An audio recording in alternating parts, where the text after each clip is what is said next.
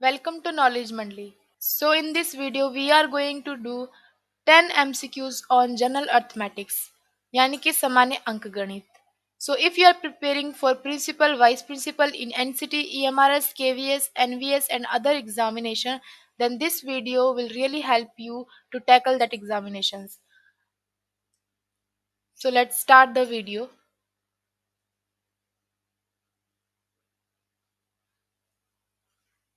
So the first question is, a car travels one third of the distance on a straight road with a velocity of 10 km per hour. The next one third with a velocity of 20 km per hour and the last one third with the velocity of 60 km per hour. What the average velocity of the car for the whole journey? यानी कि एक car सीधी सड़क पर एक तिहाई दूरी, जो total उसकी कुल दूरी है उसका एक तिहाई दूरी 10 किलोमीटर घंटा के वेग से तय करती है. अगली एक तिहाई दूरी 20 किलोमीटर प्रति घंटा के वेग से तय करती है और अंतिम एक तिहाई 60 किलोमीटर प्रति घंटा के वेग से तय करती है. पूरी यात्रा में कार का औसत वेग क्या होगा?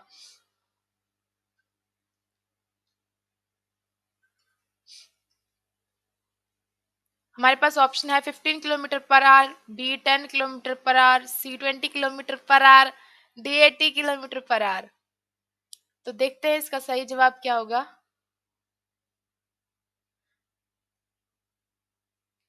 यस, 18 किलोमीटर पर आवर इसका सही जवाब होगा. तो आगे देखते हैं कि ये जवाब कैसे आया. सबसे पहले हमें ये पता होना चाहिए कि औसत वेग यानी कि एवरेज वेलोसिटी का फॉर्मूला क्या होता है. एवरेज वेलोसिटी का फॉर्मूला क्या होता है? एवरेज वेलोसिटी होती है टोटल डिस्टेंस. एक मिनट. टोटल डिस्टेंस अपॉन में टोटल टाइम यानी कि कुल दूरी और कुल समय. ठीक है, तो ये इसका फॉर्मूला होता है. सबसे पहले हमें पता होना चाहिए कि जो कुल समय है वो कितना है, वो हमें नहीं पता है.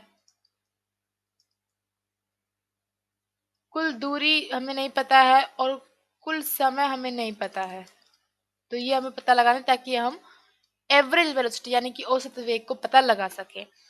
तो हमें क्या क्या गिवन है. हमें ये दिया गया है कि उसने जो उसकी कुल दूरी को हम क्या मानने वाले हैं, अभी उसको हम मानेंगे यहाँ पर x. हम उसको मानने वाले हैं. उसने बोला है कि उसने तीन चीजें दी गई हैं हमें. तीन कि पहली x बट्टा दूरी उसने कितनी स्पीड से तय की है. जो पहली x बटा दूरी है उसने कितनी वेलोसिटी से तय की है. उसने तय की है 10 किलोमीटर पर आवर की स्पीड से, वेलोसिटी से, वेग से 10 किलोमीटर प्रति घंटा के वेग से उसने चली है पहली x बटा तीन दूरी. दूसरी x बटा तीन दूरी उसने कितनी वेग से चली है? 20 किलोमीटर प्रति घंटा के वेग से वो चला है. और तीसरी दूरी वो 60 किलोमीटर प्रति घंटा के इसमें चला है. कुल दूरी तो हमें पता है कि x है, तो यहाँ पर हम x लिखेंगे और इन तीनों चीजों से हम x की ही टर्म्स में टाइम फाइंड करेंगे, टाइम का पता लगाएंगे x की ही टर्म में. तो यहाँ पर क्या होता है, आपको ये चीज पता है कि v is equal to d by t यानी कि दूरी और समय. तो वेग कितना है, स्पीड कितनी है 10 और दूरी कितनी है x by 3 and time will be t. तो हमें टाइम फाइंड करना है, तो यहाँ से हम टाइम निकालेंगे कि टाइम होगा x बाई 30. मतलब हमें पहली दूरी तय करने में कितना समय लगा? x बटे में 30 टाइम हमें लगा पहली दूरी को तय करने के लिए. पहली जो x बटा तीन दूरी थी ना, एक तिहाई दूरी थी ना, उसको पार करने के लिए हमें इतना समय लगा. अब दूसरी को भी हम इसी प्रकार जब निकालेंगे तो हमें पता लगेगा कि x बटा 60 आएगा. ये समय है, इतने घंटे हमें लगेंगे, घंटे में आएगा. एंड दूसरा टाइम हमें क्या लगेगा पता? ये पहला टाइम है, दूसरा टाइम है, तीसरा टाइम हमें पता लगेगा कि x बटे में 180 घंटे उसे लगेंगे बाकी लास्ट में बची हुई दूरी को तय करने के लिए। तो ये 3 समय हमारे पास आ चुके हैं। अब इन 3 समय नहीं चाहिए हमको, अलग-अलग समय नहीं चाहिए, हमको टोटल टाइम चाहिए, कुल समय हमें चाहिए। तो टोटल टाइम निकालने के लिए हम क्या करेंगे, सभी का जोड़ कर देंगे यहाँ पर। जब सभी को हम ऐड करेंगे x/30 plus x/60 plus x/180, तो यहाँ पर कुछ नहीं, हमको कुछ एलसीएम लेके इसका ये जोड़ फाइंड करना है पहले तो हम ये फाइंड करेंगे x अपॉन में 18। तो ये आ गया हमारे पास कुल समय यानी कि टोटल टाइम। ओके, इतना टाइम हमें मिल गया, मतलब जो पूरी जर्नी है, पूरी यात्रा को कंप्लीट करने के लिए हमें x अपॉन में 18 घंटे लगेंगे। तो वो सारी वैल्यूज हमें कुछ नहीं करना, हमें औसत वेग निकालना है ना, हमें एवरेज वेलोसिटी निकालनी है, तो हमें सिर्फ वैल्यूज पुट करनी है। टोटल डिस्टेंस हमें पता है x है, टोटल टाइम हमें पता है x बटे में 18 है। तो जब ये ऊपर जाएगा तो x गुणा में 18 बटे में x आ जाएगा, ये कट हो जाएगा तो हमारे पास बच जाएगा 18 घंटे। और यही शायद हमारा आंसर, 18 घंटे नहीं, 18 किलोमीटर पर आवर। तो ये हमारे पास आंसर है, ये है हमारा एवरेज वेलोसिटी हमारे पास आ चुकी है जो कि है 18 किलोमीटर पर आवर। ये देखिए, यही हमारा आंसर भी है, यानी कि ये सही है। अगले सवाल पे चलते हैं, 12th। The simple interest on a sum of money will be rupees 600 after 8 years. If the principal is tripled after 4 years, then the total simple interest at the need of 8 years will be। यानी कि एक राशि पर साधारण ब्याज 8 वर्षों के बाद 1600 रुपए होगा। यदि मूलधन को 4 वर्ष के बाद 3 गुना कर दिया जाता है तो 8 वर्ष की आवश्यकता पर कुल साधारण ब्याज कितना होगा। ऑप्शन हमारे पास 2880, B 3800, C 3400, D 3200। So the right option is D 3200। तो देखते हैं कि ये सही है या नहीं, देखते हैं कैसे आया ये। तो हमें क्या बताया गया है कि कोई भी मतलब सिंपल इंटरेस्ट लगा है किसी मनी पे, उस मनी को हम मान रहे पी, जो हम जिस रुपए जितने रुपए पे सिंपल इंटरेस्ट लगा है उस रुपए को हम मान रहे हैं, सबसे पहले रुपए को पी मान रहे हैं हम। ठीक है, तो जो सिंपल इस पी पे जो सिंपल इंटरेस्ट लगा है ना, इस पी पे जो साधारण ब्याज लगा है वो है कुल कितना है 8 वर्षों में। 8 वर्षों में समय हमारे पास क्या दिया हुआ है 8 years। ठीक है, कितना है वो लगा है हमारे पास 1800 रुपए। ठीक है, साधारण ब्याज 1800 पे देना पड़ेगा हमें एक्स्ट्रा में। अगर ये बोलते हैं 1800 ब्याज लगा है आपके पास, ये चीज आपके पास आती है। अब ये बोल रहे हैं कि है ना, अगर हम मतलब 4 साल तक तो जितना ब्याज इसमें लग रहा था ना, जितने रेट से ब्याज इसमें लग रहा था उसी रेट से ब्याज चलेगा। अगर हम चौथे साल में जो ये रुपए हैं इनकी जो प्रिंसिपल की वैल्यू है उसको डबल ट्रिपल कर दें, 3 गुना कर दें, तो ब्याज भी बढ़ेगा।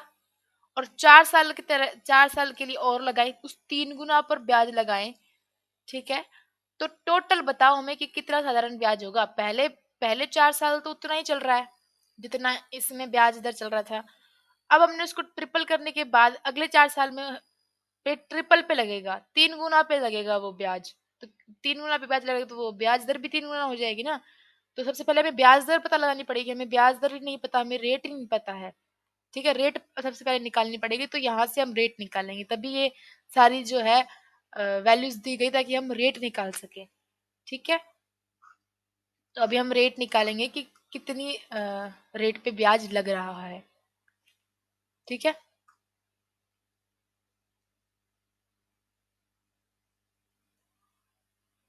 तो रेट निकालने के लिए सबसे आसान तरीका है कि हर साल बराबर-बराबर रेट रहेगी ना, तो हम 1800 को 8 बार 8 से भाग देते हैं, 8 से डिवाइड कर दें इसको 8 से, तो यहाँ पर हमारे पास रेट आ जाएगी।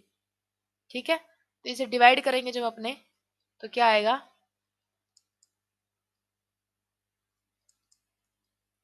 यानी कि जो रेट हमारे पास निकल कर आती है, वो आएगी 225 रुपीज़।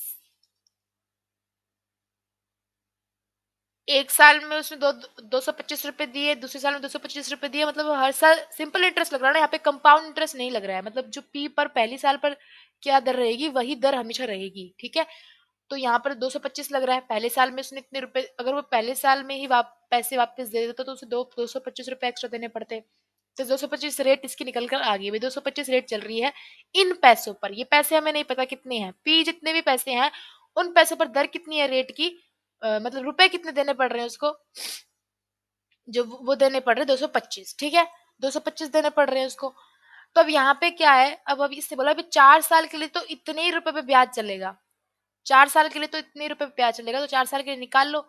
तो 4 साल के लिए उसे कितने पैसे देने पड़ेंगे, अगर हम इस उसमें देख रहे हैं तो उसे देने पड़ेंगे, तो 4 साल के लिए उसे कितने रुपए देने पड़ेंगे, 4 साल के लिए कितने ब्याज हो जाएगा 4 साल के लिए, ये हो जाएगा 900 रुपए।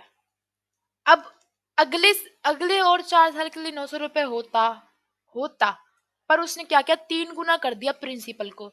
जब उसने 3 गुना कर दिया, तो 3 गुना पे 3 गुना लगेगा। तो अब हम 900 पे 3 गुना करके वो करेंगे तो 2700, 900 जोड़ा तो ये हमारे पास निकल के आया 3600। देखिए यहाँ पर हमने शायद एक गलती कर दी है कि यहाँ पर हमने ना पीछे दिया हुआ था 1600, हमने इसको 1800 लेके कर दिया है, तो बात तो वही होगी, आप 1600 लेके करेंगे तो आपके पास 3200 आंसर आ जाएगा। तो यानी कि आंसर यही होगा, वैल्यू चेंज होने से कुछ नहीं होता है, आंसर यही होगा अगर हम इसको 1800 लेकर करें तो। ठीक है? यहाँ पर 1600 था, तो हमने 1800 लेके कर दिया इसको, तो आंसर वही आएगा। क्योंकि अगर आप 1600 लेंगे तो आपके लिए और आसानी हो जाएगी। 200 का ब्याज लग रहा है, पहली बारी में कितना लगेगा, पहले 4 साल के लिए कितना लगेगा, 800 लगेगा, और दूसरे 4 साल के लिए क्योंकि 3 गुना हो चुका है, तो 800 का 3 गुना कितना होगा, 2400 होगा, और 2400 और 800 कितना हो जाएगा यहाँ पे, 3200। तो 3200 हो जाएगा आपके पास, तो बात वही होगी। आगे चलते हैं, तो यहाँ पर आंसर आ गया आपका 3200। ठीक है? आगे चलते हैं। Next question is, if there are 5 men and 4 women, then how many mixed double teams of badminton can be possible if 2 men do not want to make his team with a particular woman? यदि 5 पुरुष और 4 महिलाएं हैं, फिर badminton की कितनी मिश्रित double टीमें संभव हो सकती हैं, यदि यहाँ पर मिश्रित है क्योंकि मिक्स्ड लिखा हुआ है ना वहां पे, हो सकती है यदि 2 पुरुष किसी विशेष महिला के साथ अपनी टीम नहीं बनाना चाहते हैं। यानी कि अब इस बात पर आप गौर कीजिए कि मिक्स्ड डबल टीम का मतलब बहुत अलग होता है डबल टीम से। मिक्स्ड डबल टीम का मतलब है कि एक पुरुष तो जरूर की जरूर होना चाहिए और एक वुमन जरूर की जरूर होनी चाहिए। तो यहाँ पर हम उस हिसाब से करेंगे, तो इस क्वेश्चन को करने के लिए आपको परमुटेशन एंड कॉम्बिनेशन का कंसेप्ट पता होना चाहिए, इससे आप इस क्वेश्चन को बहुत ही आसानी से कर सकते हैं। सबसे पहले हम इसका जवाब देख लेते हैं। इसका जवाब होगा 18, यानी कि हम कुछ का परमुटेशन कॉम्बिनेशन लगा के इसका जवाब 18 निकालते हैं। सबसे बड़ी बात है कि यहाँ पर एक रीजन दिया हुआ है आपको, अगर ये सिर्फ इतना होता तो आपके लिए बहुत आसान हो जाता, पर ये थोड़ा सा ट्रिकी इसने कर दिया है। If 2 men do not want to make his team with a particular woman. ठीक है? तो यहाँ से हम आगे चलते हैं। पहले हम निकाल लेंगे कि कितनी तरीके से टीमें बन सकती हैं, अगर उसमें एक तो विमेन होना जरूरी है और एक मैन होना जरूरी है। तो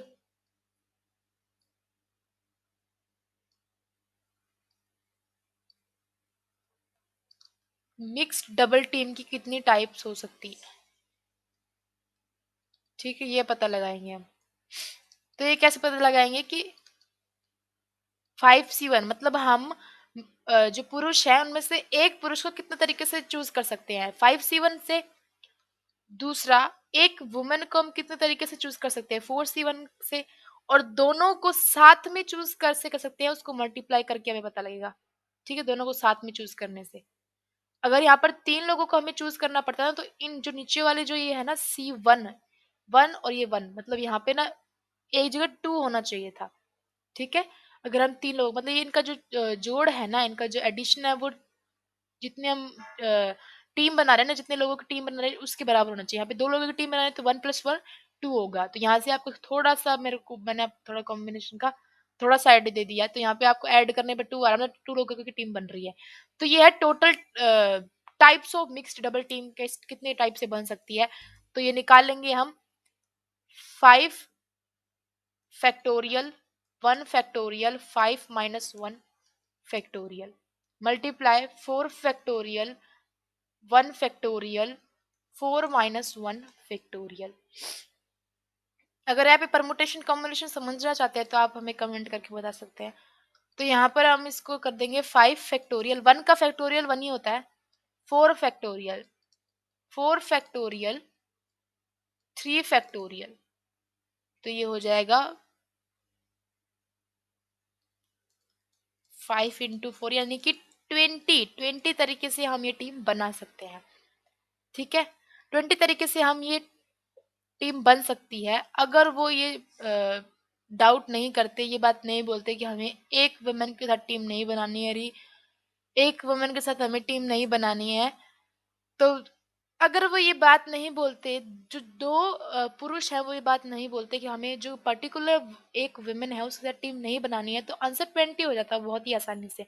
पर यहाँ पर आंसर 20 नहीं होगा, क्योंकि क्योंकि उन्होंने बोला है कि अब इसमें से हम जो वो टीमें हैं उनको आउट कर देंगे जहां पर वो जो 2 पुरुष हैं वो उस वुमेन के साथ। इसमें तो हमने सारी बिना डिस्क्रिमिनेशन में इसमें हमने सारे ग्रुप बना दिए, एक वुमेन का एक मैन का।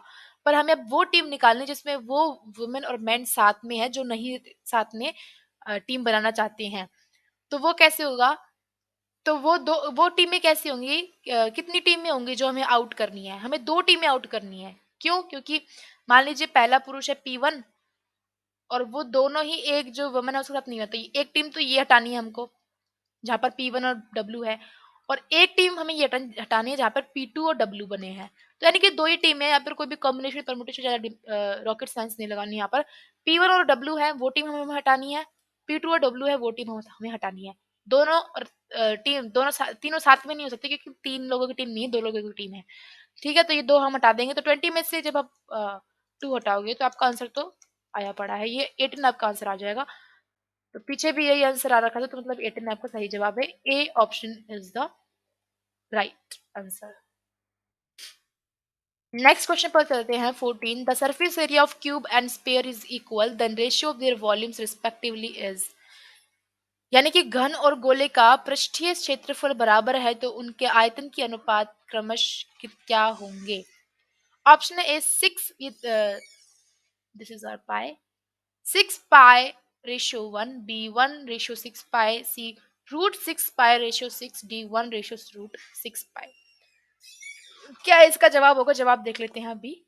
सी इसका जवाब होगा, रूट 6 पाई रेशियो 6 इसका जवाब होगा। ठीक है, देख लेते हैं कि ये जवाब कैसे आया।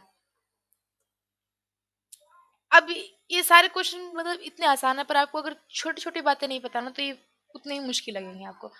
अब आपको सरफेस एरिया ना पता हो तो दिक्कत है। सरफेस एरिया ऑफ क्यूब हम देख लेते हैं, कितना होगा? सरफेस एरिया ऑफ क्यूब होगा 6 a² surface area of spare कितना होता है? सरफेस एरिया ऑफ स्पेयर होता है 4 π a² ठीक है, ये होगा सरफेस एरिया ऑफ स्पेयर। अब यहाँ पर ये ए नहीं लग सकता, हम यहाँ पे बी लेंगे इसको, क्योंकि ये रेडियस और ये डिफरेंट डिफरेंट होंगे ना, बी लेंगे। ठीक है, अब इसने क्या बोला है कि सरफेस एरिया ये हमें पता है। अब इसने हाँ, एक बहुत ही अच्छी चीज़ बोली बोली है कि जो ना ये दोनों बराबर हैं, ठीक है? ये दोनों बराबर हैं। Surface area of cube, surface area यानी कि क्षेत्रफल, पृष्ठ क्षेत्रफल जो घन का है वो बराबर होगा पृष्ठ क्षेत्रफल किसके? गोले के। ये बराबर है। यानी कि हमें ना एक रिलेशन मिल जाएगा यहाँ पे, और तो कुछ नहीं मिलेगा, एक रिलेशन हमें मिल जाएगा यहाँ पर कि ए की स्क्वायर बटे बी की स्क्वायर 4 पाई अपॉन में 6, यानी कि ए बटा बी ये होगा इसके बराबर। अब हमें यही रिलेशन चाहिए, ठीक है? तो बाकी हम इरेज कर देते हैं। हमें यही रिलेशन चाहिए यहाँ पर, तो हम यहाँ पे लिख लेते हैं ए बाय बी 4 पाई अपॉन में 6, और ये ठीक है, रिलेशन हमारे पास आ चुका है। अब इसने क्या बोला है कि वॉल्यूम्स बताओ, मुझे वॉल्यूम्स का रेशियो बता दो। दोनों जो घन और गोले हैं हमारे पास, क्यूब और स्फीयर है, उनका वॉल्यूम मुझे बताओ, वॉल्यूम का रेशियो बताओ। तो उनके जो आयतन का अनुपात हमें बताना है। सबसे पहले हमें उनका वॉल्यूम भी पता होना चाहिए। अब वॉल्यूम ना पता हो तो इसका कोई हम नहीं कर सकेंगे, वॉल्यूम हमें पता होना चाहिए ना। तो वॉल्यूम क्या होगा इसका? ए के क्यूब। अब वॉल्यूम देख लेते हैं किसका? गोले का, स्फीयर का वॉल्यूम देख लेते हैं। So what is this volume, what is the volume of sphere? B होगा ना, यहाँ पे रेडियस बी है, ये इतना होगा, ठीक है? ये इसका हमें रेशियो बताना है, यानी कि अनुपात बताना है, तो हम इसको ऐसे कर लेंगे, ठीक है? तो क्या आ जाएगा?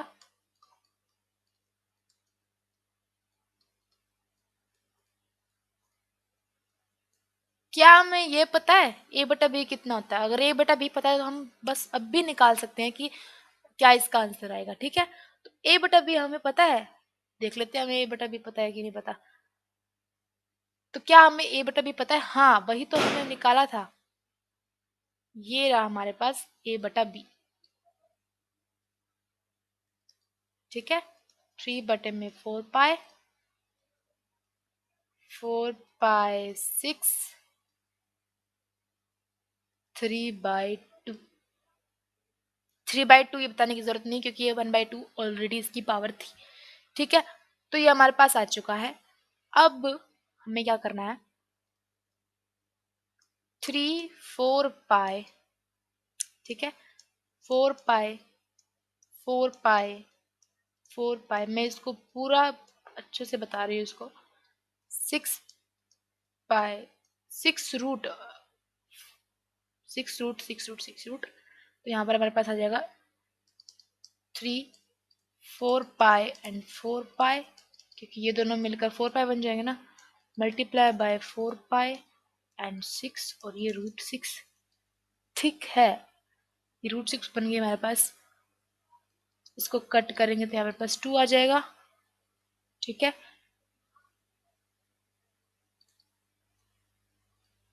2 √पाई 2, और ये √6, ये कटा,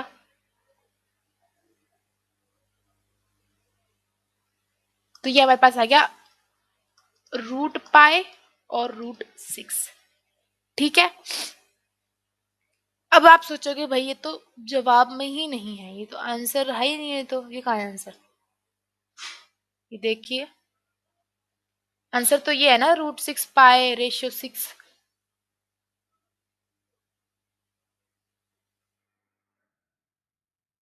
तो देखिए, अब ये कैसे हुआ? ये ऐसे हुआ कि हमने ना इसको ना थोड़ा-सा, और उन्होंने थोड़ा-सा वो करने बनाने के लिए, ताकि हम यहीं से छोड़ के भाग जाएँ कि हमारा तो आंसर आया ही नहीं, मतलब ये क्वेश्चन हमने गलत कर दिया पूरा। तो ये हमारा आ जाएगा यहाँ पर 6, यानी कि √6 पाई/6 will be the right answer, ठीक है? थोड़ा-सा ये थोड़ा ट्रिक बनाने के लिए कर देते हैं, ऐसी कोई बात है नहीं। तो ये इसका जवाब हो जाएगा, तो यहाँ पर हम भर देते हैं √6 पाई/6, इसका आंसर हो जाएगा। नेक्स्ट क्वेश्चन पर चलते हैं। 15.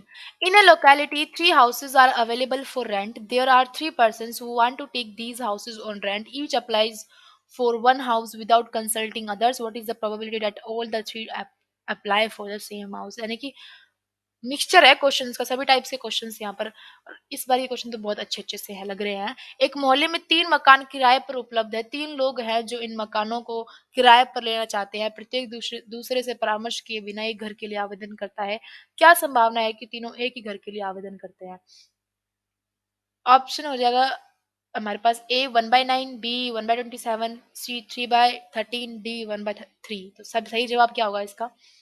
सही जवाब हो जाएगा ए 1/9। तो देखते हैं क्या होगा इसका। प्रोबेबिलिटी फाइंड करनी है। ये तो चीख चीख कर बोल रही है प्रोबेबिलिटी निकालनी है। यहाँ पर प्रोबेबिलिटी का कंसेप्ट आपको पता होना चाहिए। यहाँ पर क्या बोल रहा है ये कि 3 मकानों को हम किराए पर लेते हैं। 3 houses are available for rent. There are 3 persons who want to take these houses on rent. मतलब 3 लोग हैं जो इन हाउसेस को जो है रेंट पे लेना चाह रहे हैं। तीनों अप्लाई करते हैं एक हाउस के लिए। एक ही हाउस चाहिए ना सभी को। तीनों लिख देते भाई, जैसे एक हाउस है H1, H2, H3। एक पर्सन है वो H1 लिख रहा है, दूसरा पर्सन है वो भी H1 लिख रहा है, तीसरा मतलब एक पर्चे में कि मुझे H1 चाहिए, दूसरा पर्सन लिख रहा है मुझे H1 चाहिए, तीसरा पर्सन लिख रहा है मुझे H3 चाहिए। मतलब कुछ भी लिख सकते हैं वो। So it's their individual choice. तो वो कुछ भी लिख सकते हैं यहाँ पर कि अ, मान लो फर्स्ट H1 लिख रहा है, दूसरा H2 लिख सकता है, तीसरा H3 लिख रहा है। तो यहाँ पे एक लिखा है इसने, कोई भी तरीके से लिख सकते हैं। तो यहाँ पर उसने बोला है भी ऐसी इसकी हमें प्रोबेबिलिटी बता। अभी सभी सभी तो लिख सकते हैं पर हमें प्रोबेबिलिटी संभावना हमें उसकी चाहिए जहां पर तीनों एक ही हाउस के लिए अप्लाई कर दे। तीनों एक ही हाउस के लिए अप्लाई कर सकते हैं क्योंकि उन्होंने कंसल्ट नहीं किया भाई तू कौन सा ले रहा है मैं कौन सा ले रही हूँ। तीनों तो भाई पर्चे में लिख रहे हैं हमें ये हाउस चाहिए हमें तो है ना। तो इसकी प्रोबेबिलिटी हमें बताओ कि यहाँ पर ना तीनों ना एक ही हाउस के लिए अप्लाई कर दे। सभी H1 के लिए अप्लाई कर दे, सभी H2 के लिए अप्लाई कर दे, सभी तीनों के तीनों H3 के लिए अप्लाई कर दे। तो ऐसी कंडीशन हमें बताइए। तो देखते हैं इस क्वेश्चन को। ये बढ़िया है, अच्छा है। तो देखते हैं कि H1 को चूज करने की प्रोबेबिलिटी क्या होगी। तो सबसे पहले हमें पता होना चाहिए टोटल फेवरेबल आउटकम में पता होना चाहिए।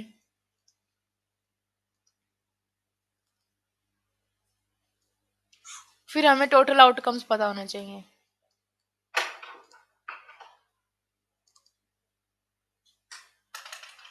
तो सबसे पहले हम निकालेंगे टोटल फेवरेबल आउटकम्स। ठीक है, ये हम निकालेंगे। तो मतलब H1 को कितनी तरीके से चूज किया जा सकता है। कितनी तरीके से पॉसिबल हो सकता है कि सभी सभी H1 का नाम लिख सकते हैं और कितने तरीके से पॉसिबल हो सकता है। तो यहाँ पर 1 आएगा total favourable outcome. Total total outcomes कितनी है अब हमारे पास। टोटल आउटकम्स हमारे पास होंगी 3 raised to the power 3 क्योंकि 3 लोग 3 तरीके से घर घर को चुन सकते हैं। तो हमारे पास जो टोटल आउटकम्स होंगी वो होंगी 27। ठीक है, तो H1 सारे के सारे H1 को चूज कर ले, इसकी प्रोबेबिलिटी कितनी होगी 1/27। अब आप 1/27 मत टिक कर देना क्योंकि ये सिर्फ H1 की प्रोबेबिलिटी है। 3 हाउस है ना हमारे पास, हो सकता है कि सारे H2 को चूज कर ले। ठीक है, तो उसकी भी 1/27 प्रोबेबिलिटी है सारे के सारे।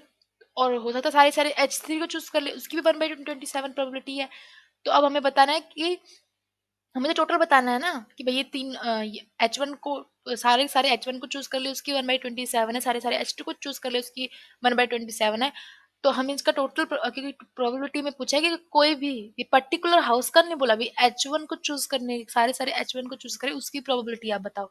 इसने बोला कि ऐसी प्रोबेबिलिटी बताओ जिसमें वो कोई भी एक हाउस को चूज कर ले। तो ये तीनों में ऐसा हो रहा है ना, तो हम इसको ऐड करेंगे तब हमारे पास आ जाएगा 3/27 यानी कि 1/9।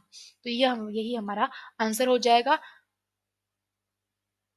हाँ, तो 1/9 इज द राइट ऑप्शन।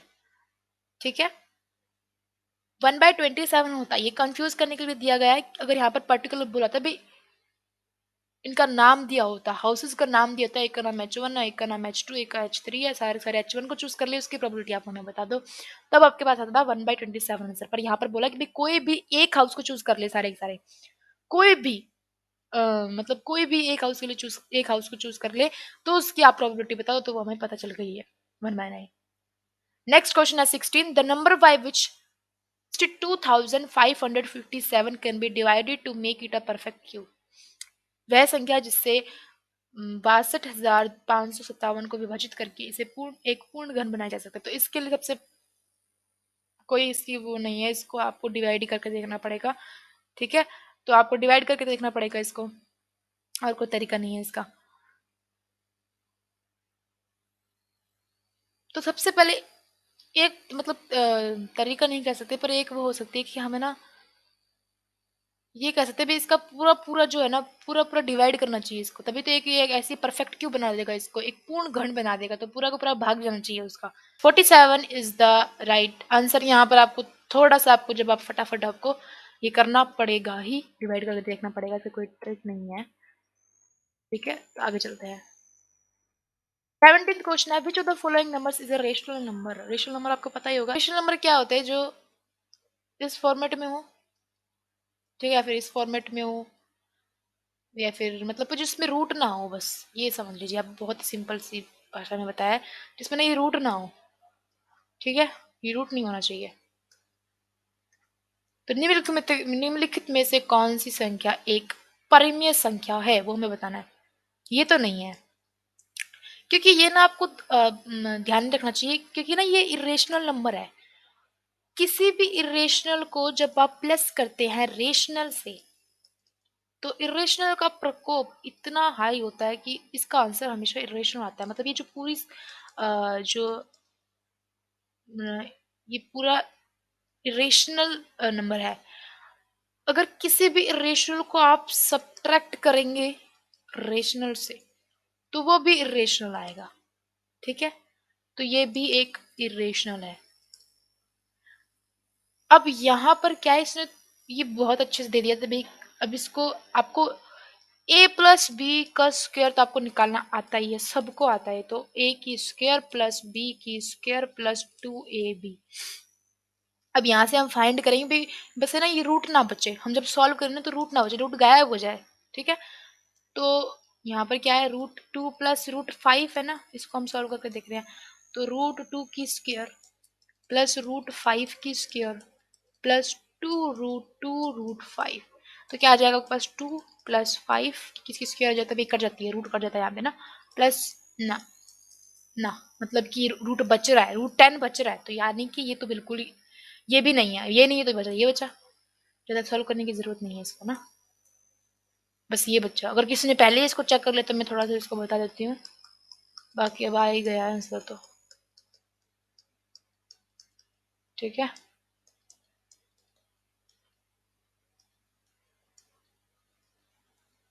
1/√8, ठीक है, ये तो पूरे कट जाएंगे ना, कोई दिक्कत की बात नहीं है ना।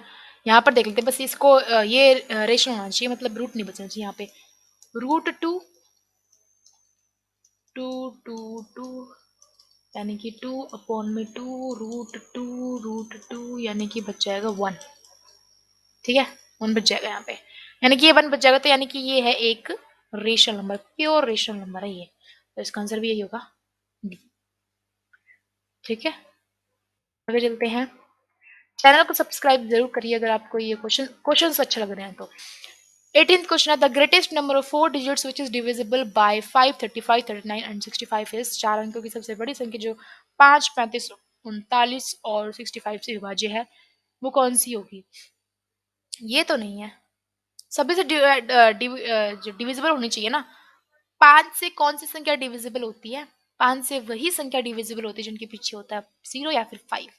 तो 5 से क्या ये डिविजिबल होगा? यहाँ पे तो 4 है ना, तो ये तो है ही नहीं, इसको काट दो, बचे ये 3, बी सी डी ये बचे। अब इन तीनों को डिवाइड करके देना पड़ेगा, क्योंकि ये 39 के टेबल में भी आ सकता है ना 5, तो कोई फिर देखना पड़ेगा। तो यहाँ पे गैस वर्क चलेगा, तो आपको कोई भी ले लीजिए, आंसर ही देख लेते ना, चलो ये ले लीजिए आप, डिवाइड करके देख लीजिए। डिवाइड करके देखेंगे जब आपको पता चलेगा कि भाई ये है या नहीं, तो यहाँ पे आपको डिवाइड करना पड़ेगा, ये आंसर आ रहा है। यानी कि अगर आप इसको इन सब से डिवाइड करके देखोगे ना, तो आपका आंसर आ जाएगा, पॉइंट में आंसर नहीं आएगा, मतलब प्योरली डिविजिबल, पूरा पूरा डिविजिबल जाएगा, पूरा पूरा भाग जाएगा उसका, ठीक है?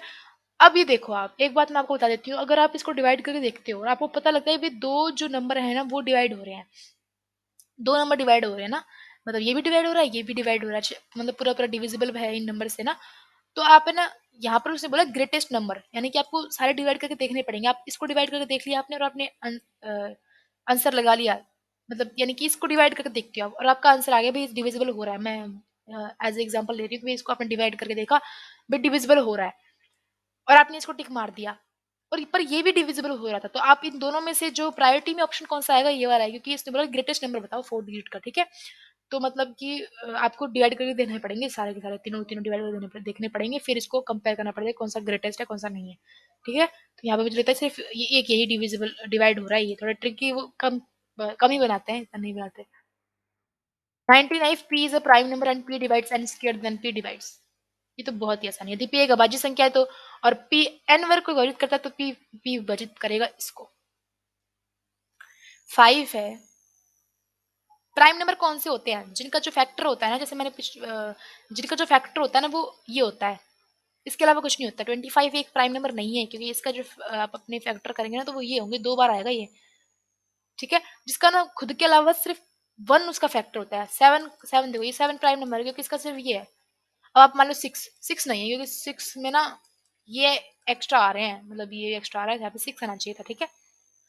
तो यानी कि ना ये प्राइम नंबर हो गए, ये होते हैं प्राइम नंबर। प्राइम नंबर पता ही होता है सबको ना। तो p डिवाइड्स एन स्क्वायर, ठीक है।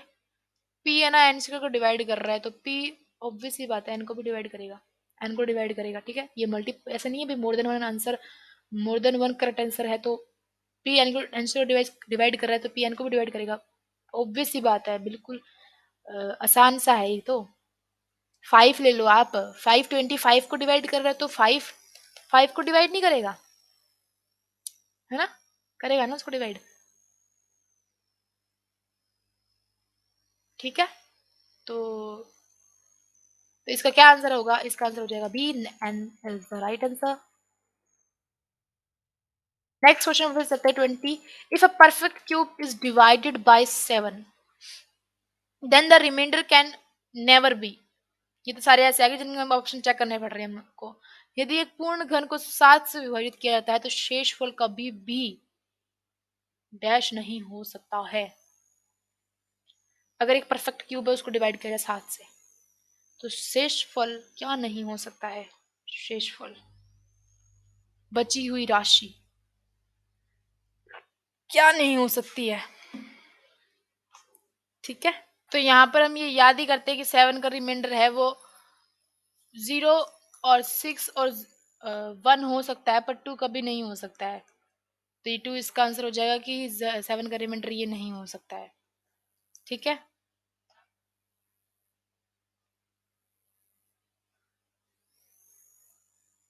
सो आज के 10 क्वेश्चंस हो चुके हैं। So thanks for watching this video. If you like this video then hit the like button and subscribe our channel.